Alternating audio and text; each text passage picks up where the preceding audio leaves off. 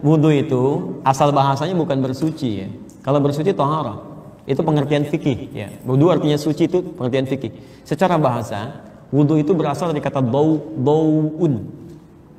Dau'un. Ya. Yang berarti cahaya yang terang, sinar yang terang, atau aura kebaikan yang tampak. Aura kebaikan yang tampak. Ya.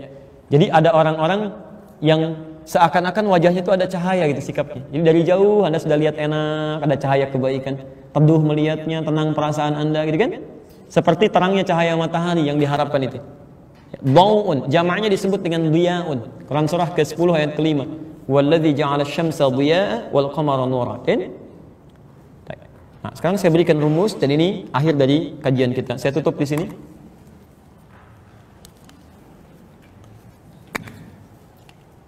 Bau, apa artinya bau? Baik, cahaya atau sinar yang terang atau aura kebaikan yang tampak. Sekarang perhatikan ya, cahaya atau aura kebaikan. Kalau kata dasar ini ditambahkan huruf lagi sebelumnya, maka rumus bahasa Arabnya kaidahnya berbunyi begini. Ziyadatul mabna tadullu ala ziyadatil ma'na. Bertambahnya huruf maka berdampak pada meluasnya makna. Lebih. Kalau saya tambahkan wawu begini, biasanya kalau huruf wawu itu ditambahkan, ini katanya dawu asalnya. Kalau huruf wawu ditambahkan, harakatnya umumnya dhammah di sini.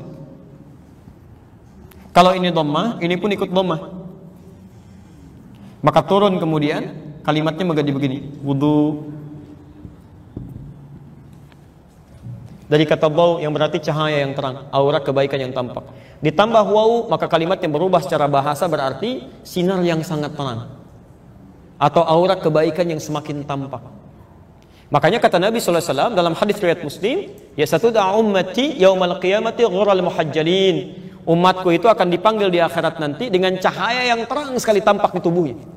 Min atharil wudu, dari bekas wudunya. Jadi saat di akhirat nanti insya Allah kita kalau wudunya bagus seperti tadi itu, nanti saat dipanggil itu kelihatan umat Nabi itu. Kelihatan, begitu datang cahayanya banyak. Ada aura kebaikan. Kata Nabi dari bekas wudunya. Tapi Anda mesti tahu ya, awas, mesti ingat ini. Yang dimaksud bekas wudunya bukan airnya. Bukan airnya, ingat.